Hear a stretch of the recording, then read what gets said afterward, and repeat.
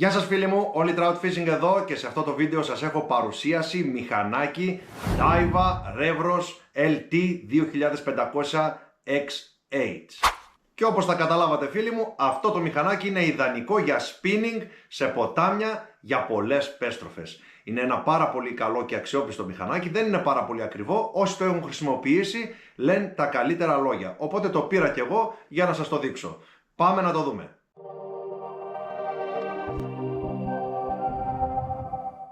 Σε αυτό το κουτί έρχεται το μηχανάκι, πολύ όμορφο, πάμε να το ανοίξουμε.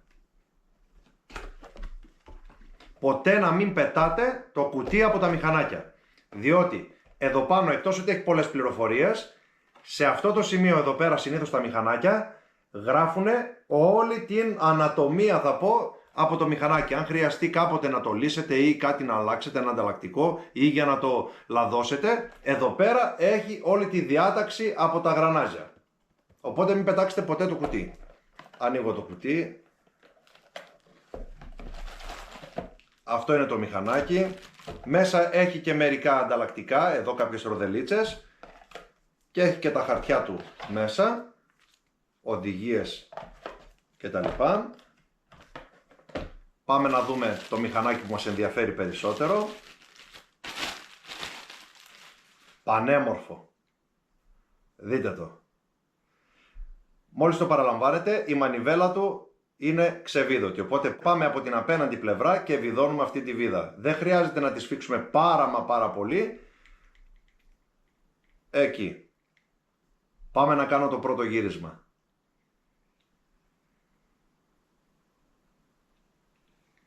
Πραγματικά είναι αθόρυβο. Δείτε το και πιο κοντά. Σας το δείχνω και να γυρίζει.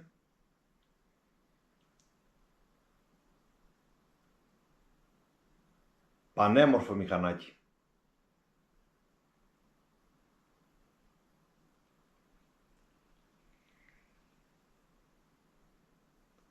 Πάμε τώρα να πούμε τα χαρακτηριστικά του. Καταρχήν θα σας πω την ονομασία του και το μοντέλο, το είπα και στην αρχή αλλά θα το πω και πάλι. Είναι Daiwa Revros LT 2500 Pavla XH. Έτσι θα το ζητήσετε. Πάμε να δούμε τώρα καταρχήν τις στροφές του. Οι στροφές του είναι 6,2 προς 1. Τι σημαίνει αυτό?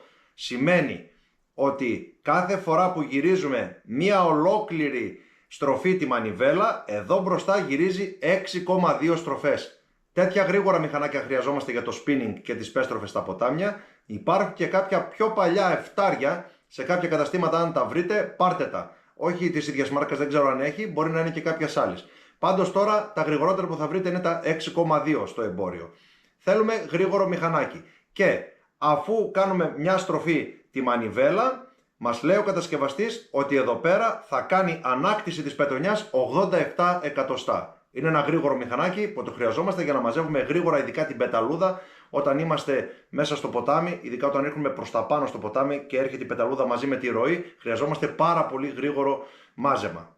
Διαθέτει 4+1 ρουλεμάν, έχει μπροστινά φρένα μέχρι 10 κιλά και είναι αρκετά λαφρύ μηχανάκι, 240 γραμμάρια. Τι έχει κάνει τώρα ο κατασκευαστής αυτό το μοντέλο? Έχει βρει τη λύση το μηχανάκι να είναι πιο λαφρύ, αλλά πιο αποδοτικό και πιο αθόρυβο.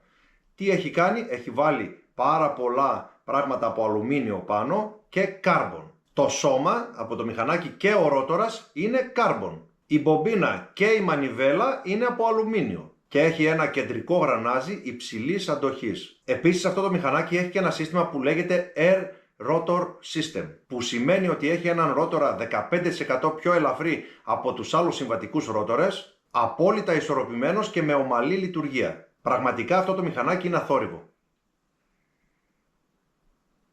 Πάρα πολύ ομαλή η λειτουργία του.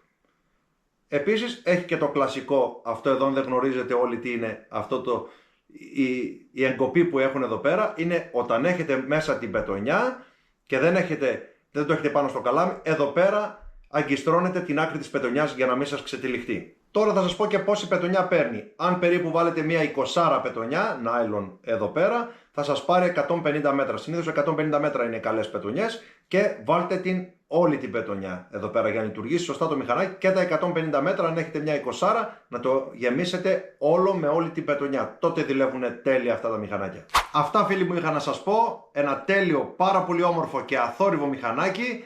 Γρήγορο μηχανάκι για spinning. Καλά ψαρέματα!